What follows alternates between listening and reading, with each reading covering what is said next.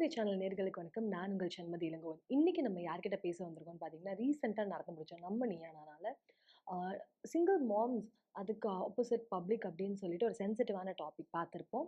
அந்த தலைப்புல ஒருத்தங்களோட வாழ்க்கை வந்து நம்ம எல்லாரையுமே வந்துட்டு ஆ உருக வச்சதுன்னே சொல்லலாம். இப்போ இவங்க எல்லாரும் என்ன பேசுறாங்கன்னா, as a single mom doing பேசுறாங்க. நான் இதெல்லாம் பண்றேன், அப்பா ரோல்ல இருந்து இதெல்லாம் செய்யறேன். டூயிங்கிறது வேற. ஆனா பீயிங்னு ஒண்ணு இருக்குல்ல, ஒரு சுயம்னு ஒண்ணு இருக்கு. அது அந்த செல்ஃபுக்குள்ளார போய் இவங்க பார்த்தாங்கன்னா, அந்த குழந்தைகிட்ட நம்ம எமோஷனலோட ஏத்துறோங்கிறது. என்னோட பேர் மீனா. டாக்டர் மீனா கமலக்கண்ணன். கமலக்கண்ணன் அப்பா.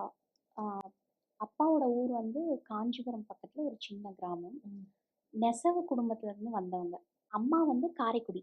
நான் வந்து முதல் தலைமுறை பட்டதாரி. ஸோ அப்பா அடிக்கடி சொல்லுவாங்க, நீ வந்து யுபிஎஸ்சி எழுதிட்டு ஐஏஏஎஸ்ன்னு ஒரு சர்வீஸ் உண்டு. Indian audit and account சர்வீஸ்ன்னு.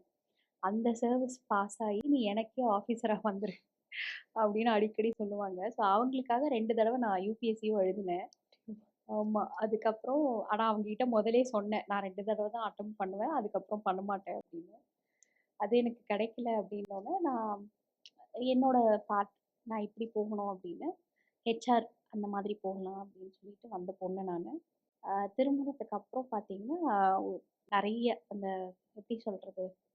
ம் டாப்ஸி டர்வுன்னு சொல்லுவோம்ல, அந்த தலைகீழ மாறும் லைஃப் அப்படின்னு ம். சொல்ற மாதிரி.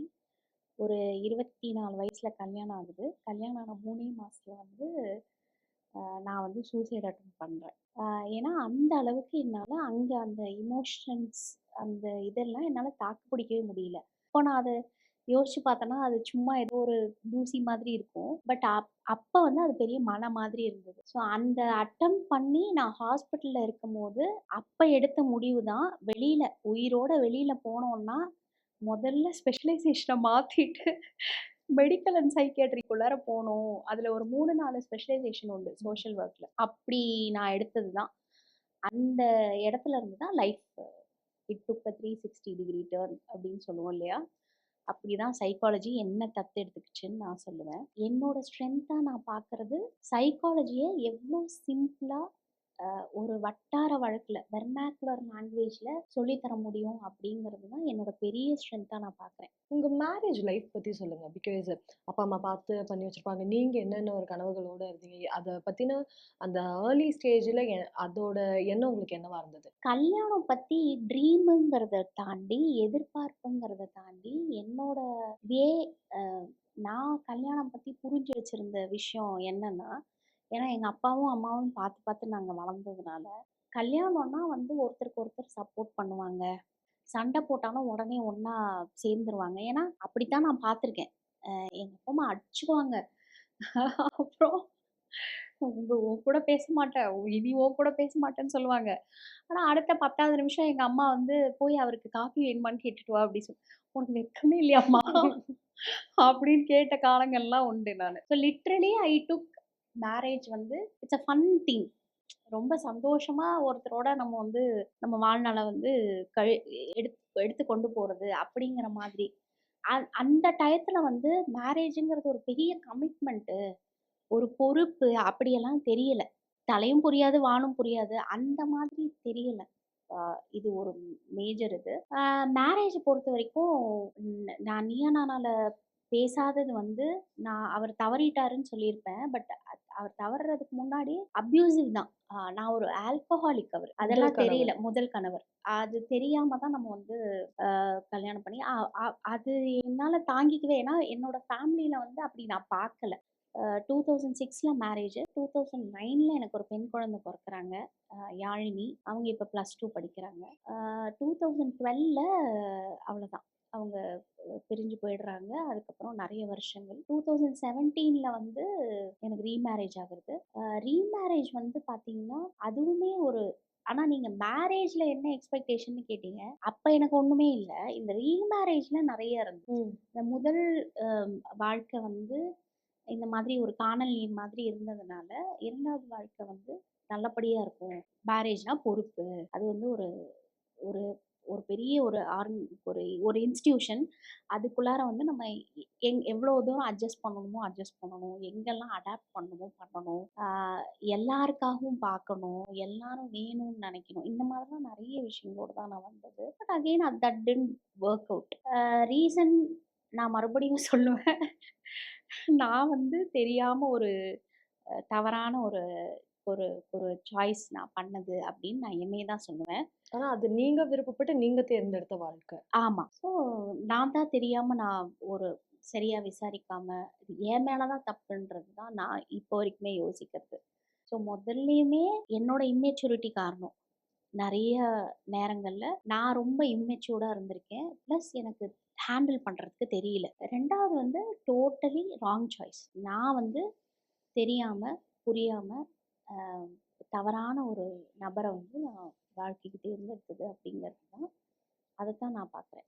நீங்க என்னைக்குமே உங்க வீட்லயோ, இல்ல அப்பா, அம்மா கிட்டயோ, நீங்க இப்படி பண்ணி வச்சனால, இல்ல ரொம்ப ஏர்லியரா நீங்க பண்ணி வச்சுட்டீங்க அப்படிங்கிறத நெனச்சு அ வருத்தப்பட்டது இல்லைங்களா? நீங்க ஒரு கேள்வி கேட்டிருக்கீங்க. அதுக்கு நான் இன்னொரு கேள்விய தான் பதிலா வைப்பேன். இப்போ அப்பா, அம்மா பண்ணி வச்சது அப்படி ஆச்சுன்னா, நான் பண்ணி வச்சதும் நான் பண்ணிக்கிட்டதும் இப்படி தானே ஆச்சு. ம். தி திங் இஸ் நான் வந்து ரொம்ப யங்கெல்லாம் கிடையாது. அப்படி 18, 17 அப்படியெல்லாம் என்ன பண்ணி வைக்கல. எனக்குமே நான் விருப்பப்பட்டு தானே என்னை ஃபோர்ஸ் பண்ணிலாம் அவங்க தள்ளல. நான் சந்தோஷமா தானே பண்ணிக்கிட்டேன். எல்லாமே ரொம்ப சந்தோஷமா பண்ணிக்கிட்டேன். இன்னும் சொல்லப்போனா. அப்பா வந்து கமர்ஷியல் டாக்ஸ் டிபார்ட்மெண்ட்டுங்கிறதுனால, அன்னைக்கு அந்த கல்யாணம் வந்து பெரிய கல்யாணம். ம். நாங்க 2000 பத்திரிக்கை வச்சு இடம் கொள்ளல. மண்டபம் பத்தல ஆக்சுவலா பார்த்தீங்கன்னா. அவ்ளோ நல்லா பண்ணி குடுத்தாங்க. இது இது வந்து நீ சரியா, நீ தப்பாங்கிறத தாண்டி ஏன்னா உளவியல் என்ன சொல்லுதுன்னா, நான் அப்புறம் தான் சைக்காலஜிக்குள்ளார வந்தேங்கிறதுனால, சைக்காலஜில பார்த்தீங்கன்னா, there is no right or wrong. There is no good or bad. There is no yes or no. உளவியல் வந்து இதெல்லாம் இல்லன்னு சொல்லிடுச்சு. இந்த கான்செப்ட்டே இல்ல. அ உனக்கு தப்பா இருக்கிறது அவனுக்கு சரி. உனக்கு நல்லதுங்கிறது அவனுக்கு நல்லது இல்ல. அப்படிங்கும்போது, இது போய் நீ தப்பு பண்ணிட்ட, நான் தப்பு பண்ணிட்டேங்கிறத தாண்டி, இங்க நான் நெறைய என்ன வேணும்னு நெனைக்கிறேன்னா, ரிலேட் பண்ணிக்கோங்கன்னு சொல்றேன். ஒருத்தங்க சொன்னாங்கல்ல, நான் நான் வந்து திருமண வாழ்க்கையில தான் நான் ஃபெயிலியர். நீ வாழ்க்கையே ஃபெயிலியர் மாதிரி பேசாதங்கிறேன். ம்.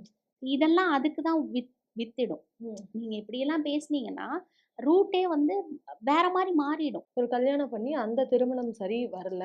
குழந்தையும் இருக்கு. ஒரு பெண் குழந்தை இருக்கு.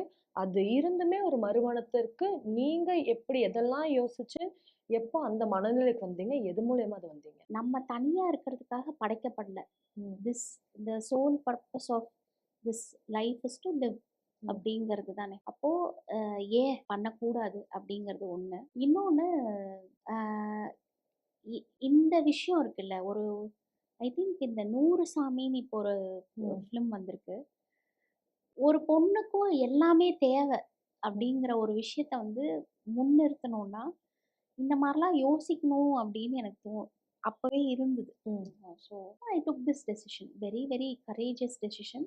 எல்லாரும் எல்லாரும் ஒரு மாதிரி தான் பார்த்தாங்க. பட் ஸ்டில் எடுத்துட்டு போனோம். ஓகே. ஹாப்பி. ம். அந்த டெசிஷன் எடுத்ததுக்கு ஹாப்பி. மறுமணம் பண்ணிக்கணும்னு. அண்ட் எல்லா சிங்கிள் மாம்ஸ்க்கும் நான் சொல்ல வர விஷயம் என்னன்னா, ரொம்ப இறுக்கிக்காதீங்க. இறுக்கமா இருக்காதீங்க. ஒரு ஒரு ஃபெயிலியர் ஆயிடுச்சுன்னா, அதுக்காக இவ்ளோ இறுக்கமா இருக்கணும்னு அவசியம் இல்ல. அதாவது மேபி அவங்கலாம் இறுக்கமா இருக்கிறதுக்கு காரணம் 2வது லைஃப்பும் ஏதாவது ஆச்சுன்னா நான் என்ன பண்ணுவேங்கிறது தான். இப்ப என்னோட கேஸ் மாதிரின்னு வச்சுக்கோங்களேன். நான் என்ன சொல்றேன், இது ஒரு ப்ராபபிலிட்டி தான். எவ்ளோ பேர் நல்லா இருக்காங்க, எவ்ளோ பேர் சந்தோஷமா இருக்காங்க மறுமணம் பண்ணி. அதத்தான் நம்ம பார்க்கணும். எப்பவுமே நம்மளுக்கு மேல இருக்கிற எக்ஸாம்பிள்ஸ பாருங்கன்னு தான் நான் சொல்லுவேன். அப்படி எடுத்து தான் நான் பண்ணேன். அகெயின் நான் சொல்றேன், நான் எந்த இடத்துலயும் சறுக்கியிருக்கேன். அந்த சறுக்கல் இல்லாம பார்த்துக்கோங்க. ஸோ நீங்க மறுமணம் பண்ணும்போது 1க்கு 100 தடவ விசாரிங்க. உள்ள போய் ஃபேமிலி அந்த பேக்ரவுண்ட் செக் பண்ணுங்க. அதெல்லாம் பண்ணி உங்களுக்கு ஒத்து போகும். உங்க குழந்தைக்கு அவரால நல்ல ஒரு தந்தையா இருக்க முடியும் அப்படிங்கிற ஒரு ஒரு விஷயம் உங்களுக்கு நம்பிக்கை வந்துச்சுன்னா, ப்ளீஸ் கோ ஹெட் அப்படிதான் நான் சொல்லுவேன். ஏன் இப்போ டிவோர்ஸ் ரேட் இவ்ளோ அதிகமா இருக்கு? அண்ட் எதனால ஒரு வெறுமை வந்து எல்லார்கிட்டயும் இருக்கு? இத 2 விதமா பார்க்கலாம். ஒண்ணு டிவோர்ஸ் ரேட்ஸ் ஜாஸ்தியா இருக்கு. மெரிட்டல் ரேட் கம்மியா இருக்கு. மேரேஜ் ரேட் கம்மியா இருக்கு. ம். திருமணம் பண்ணிக்கிற வயசு வந்து கூடி போயிருக்கு. ம். திருமணத்த வந்து தள்ளி போட்டுக்கிட்டே இருக்காங்க. இல்ல திருமணமே வேணாங்கிறாங்க. அப்போ இந்த சைடு இது கம்மியாக இருக்கிறதுனால இது கூட்டின மாதிரியும் நம்மளுக்கு தெரியுதுன்னும் வச்சுக்கலாம். ஏன் மேம் இப்படி இருக்கு அப்படின்னு கேட்டால், நான் ஷோவில் சொன்னேன் அந்த ஒரு வார்த்தை. அது கோபி அண்ணா சொல்லியிருப்பாங்க, ஒரு வேர்டை காயின் பண்ணுறாங்க அவங்க, ஒரு டேர்மை எமோஷ்னல் இல்லிட்ரஸி அப்படின்னு சொல்கிறாங்க. லிட்ரலாக பார்த்தீங்கன்னா அந்த எமோஷ்னல் இல்லிட்ரஸி தான். ஏன்னா இங்கே நம்ம எல்லாருமே எல்லாத்துலேயுமே அபண்டண்ட்டாக இருக்கும். ம். இங்கே படிப்பு இருக்குது, ஃபேமிலி பேக்ரவுண்ட் இருக்குது, அந்த ஸ்டேட்டஸ் சிம்பிள் இருக்குது, ஓரளவு வரும், நல்ல ஒரு ஒரு ஃபினான்ஷியல் பேக்ரவுண்ட் இருக்குது, சொசைட்டல் பேக்ரவுண்ட் இருக்குது, எல்லாம் இருந்தும் நம்ம பெருசாக தானே இருக்கணும். எல்லாத்துலேயும் பெருசாக இருக்கோம்னா ரிலேஷன்ஷிப்லேயும் நல்லா ஓப்பனாக இருக்கணும், பெருசாக இருக்கணும். இந்நேரம் டிவோர்ஸ் ரேட்ஸ் கீழே போயிருக்கணும், மெரிட்டல் ரேட்ஸ் ஜாஸ்தியாக இருக்கணும். நான் கல்யாணம் பண்ணிக்கிறேன்னு எல்லாரும் சந்தோஷமாக முன் வரணும். அப்போ இதெல்லாம் இல்லைன்னா அங்கே எங்கேயோ ஒரு ஒரு ஓட்டை இருக்குல்ல, அந்த பக்கெட்டில் ஒரு லீக் இருக்குல்ல, அந்த ஓட்டையாக நான் எதை பார்க்குறேன்னா இந்த இமோஷனல் இல்லிட்ரஸியை தான் பார்க்குறேன். எமோஷன்ஸை எப்படி ஹேண்டில் பண்ணுறது அப்படின்னா, எமோஷன்ஸை ஹேண்டில் பண்ணுறதுன்னா எமோஷன்ஸ்னால் என்னன்னு முதல்ல எனக்கு தெரியணும், ம். ஃபீலிங்ஸ்னால் என்னன்னு தெரியணும். நிறைய பேருக்கு அது ரெண்டுத்தை பற்றின டிஃப்ரென்ஸ் தெரியல, அது சைடே நம்ம போகல. நம்மெல்லாம் என்ன, குழந்தை பிறந்துச்சா படிச்சிரு, இன்ஜினியர் ஆயிரு, டாக்டர் ஆயிரு, பெருசாயிரு, நிறைய சம்பாதிச்சிரு, வேலைக்கு போயிரு, வீடு கட்டிரு, கல்யாணம் பண்ணிரு, குழந்தை பெற்றுரு, இப்படித்தான் போகிறோமே தவிர இங்கே வா, அப்பானா இப்படி இருக்கும், அம்மானா இப்படி இருக்கும். கோவங்கிறது ஒரு எமோஷன். நீ ஒரு கோவப்பட்டுட்டன்னா அந்த கோவப்பட்டுட்டதை பற்றி நீ ஒன்று நினப்பல்ல, அதுக்கு பேர் தான் ஃபீலிங். எமோஷன்ஸ்னால் வந்து யூனிவர்சல், ஃபீலிங்ஸ்னால் இண்டிவிஜுவலைஸ்டு.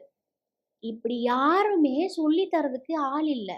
யாரும் சொல்லி தந்தா கேட்கறதுக்கு இங்க காதுகள் இல்லை, மனசு இல்லை. அப்ப நான் ஆஸ் எ இண்டிவிஜுவல் என்னோட அலைன்மெண்ட்டுன்னு ஒன்று இருக்கணும். என் உடம்பு, என் மனசு, என்னோட ஆன்மா, இந்த பாடி மைண்ட் சோல் அப்படிங்கிற ஒரு விஷயம் இருக்குல்ல, இது அலைன்டா இருக்கணும். இப்போ எனக்கு இது அலைன்டா இருந்ததுனா தான் உன்னைய பத்தி நான் தெரிஞ்சுக்க முடியும். ஓம் பாடினா என்ன, ஓ மைண்ட்னா என்ன, ஓ சோல்னா, இங்கேயே கொலாப்ஸ்டா இருக்கு, இங்கே இவ்வளோ ஃப்ளக்சுவேஷன்ஸ் இருக்கு, இங்கே நீ ஒன்று சொன்னா எனக்கு இப்படி ஆகுது, நான் ஒன்று சொன்னா உனக்கு இப்படி ஆகுது. அப்படிங்கும்போது இங்க இந்த ரேட்ஸ், டிவோர்ஸ் ரேட்ஸ், இந்த சோ கால் டிவோர்ஸ் ரேட்ஸ் ஜாஸ்தி ஆகுது, மேரேஜ் மெரிட்டல் ரேட்ஸ் கம்மியாகுது. அதுதான் பக்கு பக்குங்கிறது எல்லா இடத்துல. ஜப்பான்லாம் வந்து பயங்கரமா பீதியில இருக்காங்க. ம். ஏன்னா யாருமே நாங்க கல்யாணம் பண்ணிக்க தயாரா இல்லை, கல்யாணம் பண்ணிக்க மாட்டோம்னு இருக்காங்க அந்த யூத், அந்த நாட்டோட யூத் எல்லாம்.